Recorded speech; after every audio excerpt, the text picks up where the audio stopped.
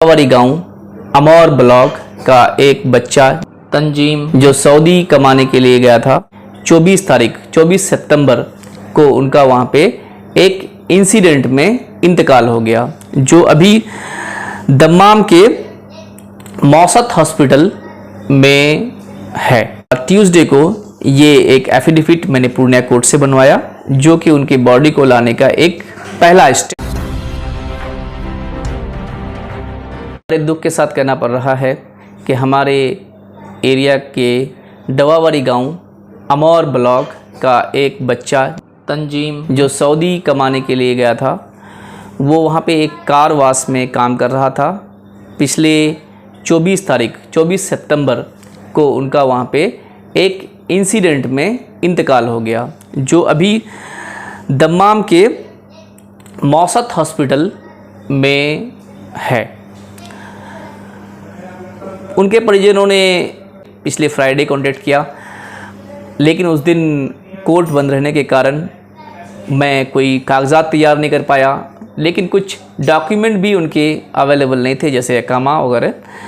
तो वो सारा मैंने फ्राइडे, सैटरडे, संडे इंतज़ाम किया, और फिर मंडे भी 2 अक्टूबर के कारण मैं कुछ कर नहीं पाया। और कल ट्यूसडे को ये एक एफिडेविट मैंने पूर्णिया कोर्ट से बनवाया, जो कि उनकी बॉडी को लाने का एक पहला स्टेप है।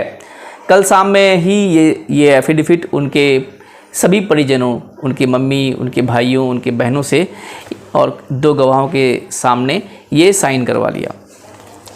अब ये प्रोसेस शुरू करने के लिए आज इस डॉक्यूमेंट के साथ उनके परिजनों के आईडी लगाकर मैंने इंडियन एम्बेसी दम्माम और मेरे जो फ्रेंड रहते हैं सऊदी में, जो इंडियन एम्बेसी में ही काम करते हैं, उनको भेज चुका हूँ।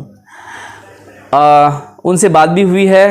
उन्होंने पूरा वादा किया है कि इस प्रोसेस में जो भी करना पड़ेगा इंशाअल्लाह वो करेंगे, और जल्द से जल्द इंडियन एम्बेसी का एनओसी दिलाकर आगे की कार्रवाई में भी वो मदद करेंगे इंशाअल्लाह।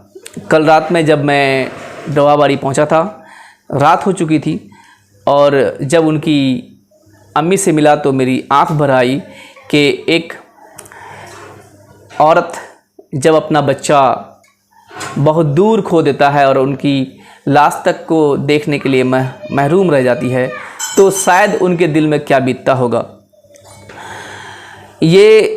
ये सब हमारी बेबसी है कि हमें अपनी रोजी रोटी के लिए अपना देश, अपना प्लेस, अपना गांव छोड़ के बाहर जाना पड़ता है, और कुछ रोज़गार का साधन यहाँ नहीं होने के कारण फिर मैं वही कहूँगा कि हमारे निकम्मे और बेरोज़गार नेताओं के रहते हुए ऑब्वियसली हमें रोज़गार कहाँ से मिल जाएगा। लेकिन ये मौका किसी को तंज करने का नहीं है। मैं आप सबसे रिक्वेस्ट करूँगा कि आप लोग जसीम बाबू और उनके परिवार के लिए दुआ करें कि उनका भाई तंजीम की लाश जल्द से जल्द दवाबारी पहुँचे। शुक्रिया।